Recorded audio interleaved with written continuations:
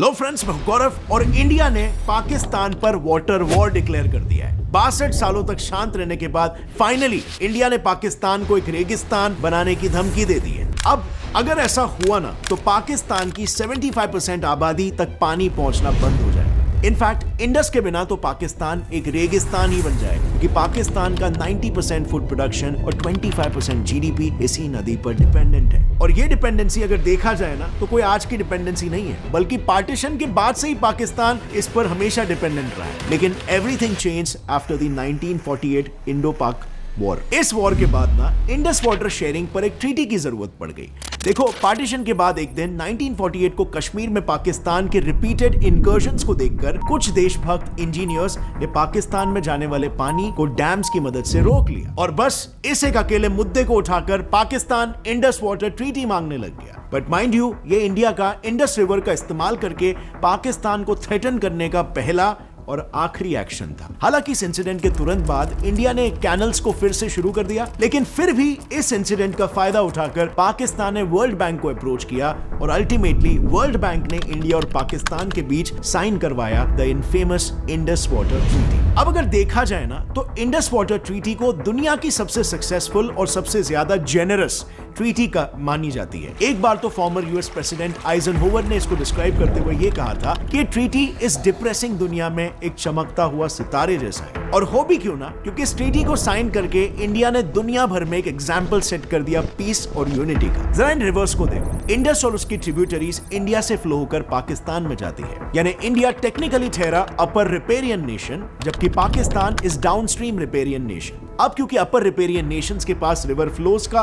पूरा कंट्रोल होता है, इंडिया ने इसका बिल्कुल फायदा नहीं उठाया। उल्टा ये एडवांटेज होने के बावजूद भी इंडस की ये तीन ट्रिब्यूटरीज इंडस, झेलम और चीनाब पाकिस्तान के हिस्से में गई और बस ये तीन ट्रिब्यूटरीज द रावी, बियास और सुतलेज इंडिया को मिली। अब सुनने में ये बंटवारा एकदम एग्जैक्ट हाफ लगता है ना? लेकिन अगर असल में देखा जाए तो इस डिवीजन की वजह से इंडस वाटर के 168 मिलियन एकड़ फीट में से इंडिया को सिर्फ 33 मिलियन एकड़ फीट ही मिला, यानी कि सिर्फ 20%। और ऐसा लिटरली पहली बार हुआ है जब किसी अपर रिपेरियन कंट्री ने अपने हिस्से में से विलिंगली रिवर का इतना कम हिस्सा रखा हो अपने पास। इंडिया को सिर्फ 20% इंडस वाटर पर समझौता करना पड़ा। पर आखिर ऐसा क्यों? ऐसी भी क्या मजबूरी थी? वेल, इसे जानने के लिए ना हमें थोड़ा सा रिवाइंड करना होगा इस ट्रीटी के फॉर्मुलेशन के टाइम पर, नेगोशिएशंस पर। तो जैसे कि आपने पहले जाना था, पाकिस्तान को दो देशों के बीच इस बायलैटरल मुद्दे में थर्ड पार्टी को इन्वॉल्व करना जरूरी था। पाकिस्तान के प्राइम मिनिस्टर जिन्ना ने तो ये तक कह दिया था कि पाकिस्तान पूरी तरीके से डेजर्ट बन जाएगा, वो चलेगा, लेकिन वो हिंदूज द्वारा दिए गए पानी के भरोसे नहीं रहेंगे। और वहीं पर दूसरी तरफ इंडियन प्राइम मिनिस्टर का कहना यह था कि इंडस वाटर बेसिन में दोनों देशों के शेयर के लिए भरपूर पानी है। अब नेहरू जी को वो टाइम पे शायद यही लगा कि ये ट्रीटी पाकिस्तान की तरफ दोस्ती का एक हाथ हो सकती है, और इसी गुडविल और फ्रेंडशिप के लिए भारत सरकार ने पाकिस्तान को बड़े बड़े कंसेशंस दे दिए। अब वो टाइम पर हमारे प्रधानमंत्री का विजन हो सकता है बेशक सही हो, लेकिन अगर आप थोड़ा सा लॉजिकली देखोगे तो ट्रीटी नेगोशिएट करते समय दोनों देशों के पहले प्रपोजल्स देखकर ही उनके इंटेंशंस का एकदम साफ अंदाजा लग जाता है। क्योंकि जहां पर इंडिया ने सामने से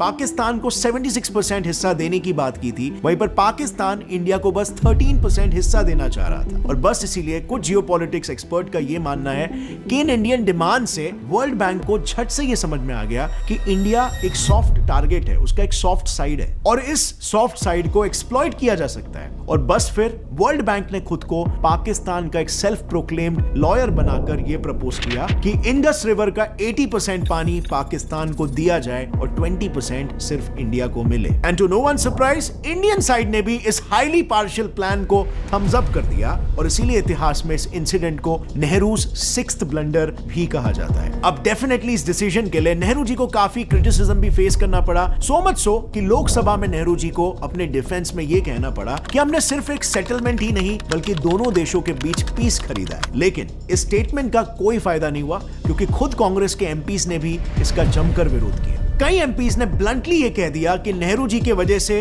वो बहुत ही लेट डाउन फील कर रहे हैं। और एमपी अशोक गुहा ने तो ये ब्लंटली कहा कि पाकिस्तान को खुश करने के लिए इंडिया ने अपने ही इंटरेस्ट की कुर्बानी दे दी है। वाह भाई वाह। और अंत में अगर देखा जाए तो हुआ भी ये, नेहरू जी का ये गुडविल जेस्चर बिल्कुल सांप को दूध पिलाने के बराबर साबित हुआ, क्योंकि आज ट्रीटी के साइन होने के 62 इयर्स बाद भी पाकिस्तान ने इंडिया पर 3 वॉर्स और अनगिनत आतंकी हमले करवाए। लेकिन हियर्स द शॉकिंग पार्ट, आज तक इंडिया ये सब होने के बावजूद भी इस ट्रीटी से पीछे नहीं हटा। अगर इंडिया चाहता तो इंडस रिवर को पाकिस्तान के अगेंस्ट एक स्ट्रेटेजिक टूल की तरह यूज कर सकता था। इनफैक्ट ये टूल इतना डेडली होता कि इस पर एक इंपॉर्टेंट अमेरिकन अटॉर्नी डेविड लिलियंथाल, जो खुद इंडस वाटर ट्रीटी में क्लोजली इन्वॉल्व थे, उन्होंने ये कहा था कि पाकिस्तान आर्मी बॉम्ब्स और वेपन से अपने दुश्मन को उतना डिस्ट्रॉय नहीं कर सकती जितना इंडिया पाकिस्तान को कर सकता है इंडस वाटर को परमानेंटली शट ऑफ करके। बट इंडिया ने इसका एडवांटेज कभी नहीं लिया। आज भी ये ट्रीटी अकेला इंडिया ही चला रहा है, वो भी इससे लॉस होने के बावजूद। और वहीं पर दुनिया भर में पिक्चर कुछ और ही चल रही है। I mean, एशिया का एग्जांपल ले लो। यहाँ पर 57 ट्रांसनेशनल रिवर्स है, यानी ऐसी रिवर्स जो 2 या उससे ज्यादा कंट्रीज में बहती है। लेकिन इन रिवर्स के शेयरिंग पर आज तक कोई ट्रीटी या कोई वाटर शेयरिंग एग्रीमेंट कभी बना नहीं। चाइना का ही केस ले लो। ये एक ऐसा कंट्री है जहाँ सबसे ज्यादा ट्रांसनेशनल रिवर्स ओरिजिनेट करती है। स्पेसिफिकली अगर देखें तो चाइना से 18 से ज्यादा रिवर्स डाउनस्ट्रीम कंट्रीज में जाती है। लेकिन चाइना ने इनमें से एक भी कंट्री के साथ कोई भी वाटर शेयरिंग ट्रीटी नहीं साइन किया है। वो बस अनहिंज तरीकों से इन सभी रिवर्स के फ्लो को कंट्रोल करता है। लेकिन इंडिया की बात करें तो नॉट ओनली पाकिस्तान बट हमने बांग्लादेश के साथ भी वाटर शेयरिंग ट्रीटी साइन कर रखी है, और हम एशिया में ऐसा करने वाले इकलौते देश है। और जब IWT साइन हुआ था यानी कोल्ड वॉर के टाइम, तब यूएस पाकिस्तान के बायलैटरल रिलेशंस काफी स्ट्रॉन्ग थे, और इसीलिए ये ट्रीटी ऑब्वियसली पाकिस्तान के ही फेवर में थी। एंड रिसेंटली भी ये बायस क्लियरली दिखा जब वर्ल्ड बैंक ने वर्ल्ड हंगर इंडेक्स को रिलीज किया और इसमें इंडिया को पाकिस्तान से नीचे प्लेस किया गया। मतलब कैन यू इमेजिन, इंडिया को पाकिस्तान से भी ज्यादा हंगर प्रोन बता दिया। और इस रीसेंट इशू पर इंडिया ने वर्ल्ड बैंक को ओपनली ये कह दिया कि उसे इस मैटर में इंटरफेयर करने की कोई जरूरत नहीं है। अब ये जवाब तो वर्ल्ड बैंक को था,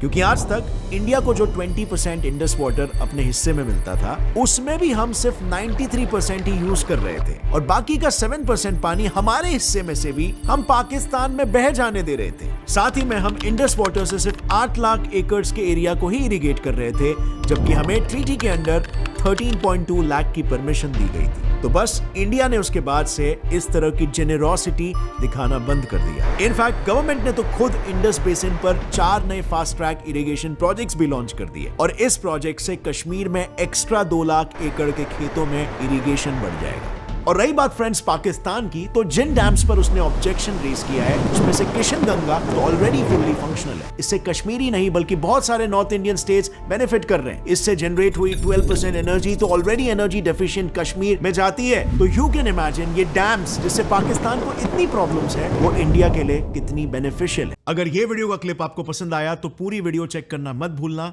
लिंक नीचे डिस्क्रिप्शन में है।